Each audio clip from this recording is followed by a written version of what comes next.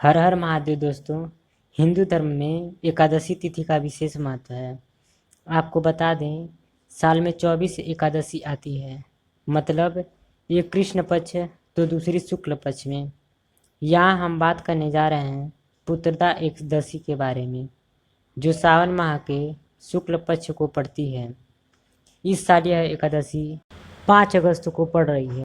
आइए जानते हैं इससे जुड़ी व्रत के बारे में। इस एकादशी के महत्व के बारे में स्वयं श्री कृष्ण ने अर्जुन को बताया था। अर्जुन ने एकादशी के महत्व के बारे में सुनते ही श्री कृष्ण से पूछा, हे प्रभु, मुझे अब आप श्रवण मास के शुक्ल पक्ष की एकादशी की कथा सुनाने की कृपा करें।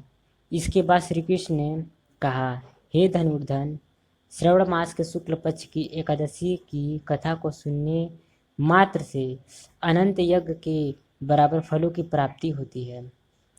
द्वापर युग के आरंभ में ही महिष्मती नाम की एक नगरी थी। इस नगरी में महिजीत नाम का एक राजा राज्य था, जो बड़ा ही शांति एवं धर्मप्रिय था। लेकिन उसको कोई संतान नहीं थी, जिसके कारण वह काफी परेशान रहता था। अपनी वृद्धावस्था आती देख राजा ने प्रजा के प्रतिनिधियों को बुलाया और उनसे कहा कि हे प्रजाजनों, मेरे खजाने में किसी भी प्रकार का अन्याय या पाप के द्वारा एकत्र किया हुआ धन नहीं है। न ही मैंने कभी देवी देवताओं और ब्राह्मणों का धन छीना है। किसी दूसरों की धरोहर भी मैंने नहीं ली। मैंने हमेशा प्रजा को अपने पुत्र के समान माना है और उनका पाल रहा हूँ। मैं अपराधियों को पुत्र और बंधुओं की तरह दंड देता रहा। कभी किसी से घृणा नहीं की, सबको समान माना है। सज्जनों की सदा पूजा करता हूँ। इस प्रकार धर्मयुक्त राज्य करते हुए भी मेरे पुत्र नहीं हैं, सो मैं अत्यंत दुख पा रहा हूँ। इसका क्या कारण है? राजा महिजीत इस बात को विचारने के लिए मंत्री तथा प्रजा के प्रतिनिधि वन को गए। वहाँ बड़े बड़े ऋषि मुनियों के दर्शन किए। राजा की उत्तम कामना की पूर्ति के लिए किसी श्रेष्ठ तपस्वी मुनि को देखते फिरते रहे। एक आश्रम में उन्होंने एक अत्यंत वयोवृद्ध धर्म के ज्ञाता, बड़े तपस्वी, परमात्मा में मन लगाए हुए, निराहार, जितेंद्रिय, जितात्मा, जित क्रोध, सनातन धर्म के गूढ़ तत्वों को जानने वाले, समस्त शास्त्रों के ज्ञाता महात्मा लोकेश मुनि को देखा, जिनका कल्प के व्यतीत होने पर एक ऋण गिरता था। सबने जाकर ऋषि को प्रणाम किया। उन लोगों को देखकर मुनि ने पूछा कि आप लोग किस कारण से आए हो। निसंदेह मैं आप लोगों का हित करूंगा। मेरा जन्म केवल दूसरों के उपकार के लिए हुआ है, इसमें संदेह मत करो। लोकेश मुनि के ऐसे वचन सुनकर सब लोग बोले, हे महर्षि, आप हमारी बात जानने में ब्रह्मा से भी अधिक समर्थ हैं, अतः आप हमारे इस संदेह को दूर कीजिए। महिष्मतीपुरी का धर्मात्मा राजा महिजीत प्रजा का पुत्र के समान पालन करता है, फिर भी वह पुत्रहीन होने के कारण दुखी है।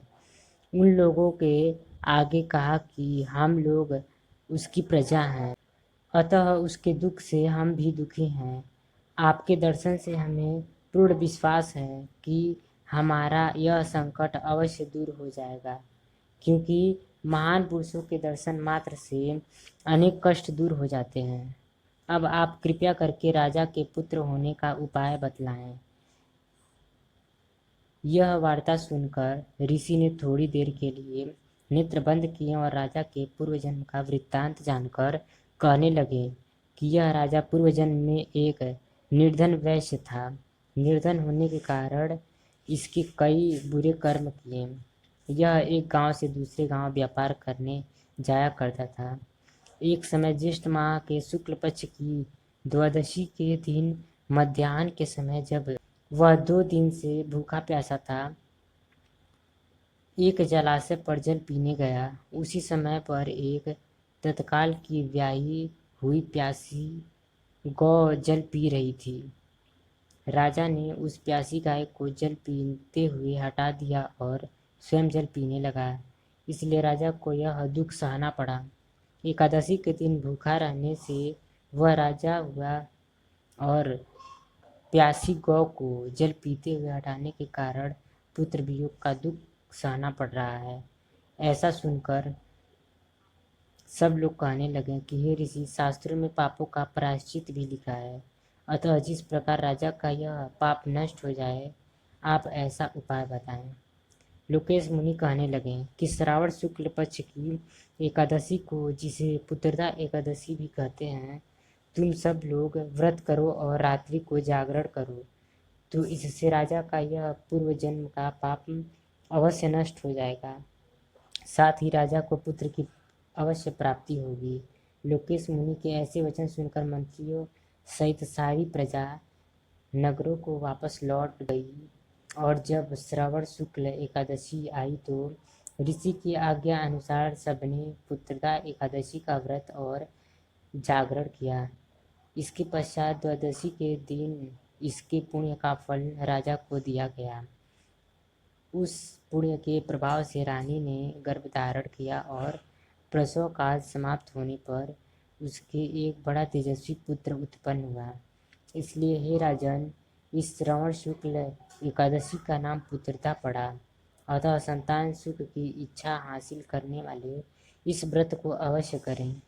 इसके महात्म्य को सुनने से मनुष्य सब पापों से मुक्त हो जाता है और इस लोक में संतान सुख भोग कर परलोक में स्वर्ग को प्राप्त हो जाता है।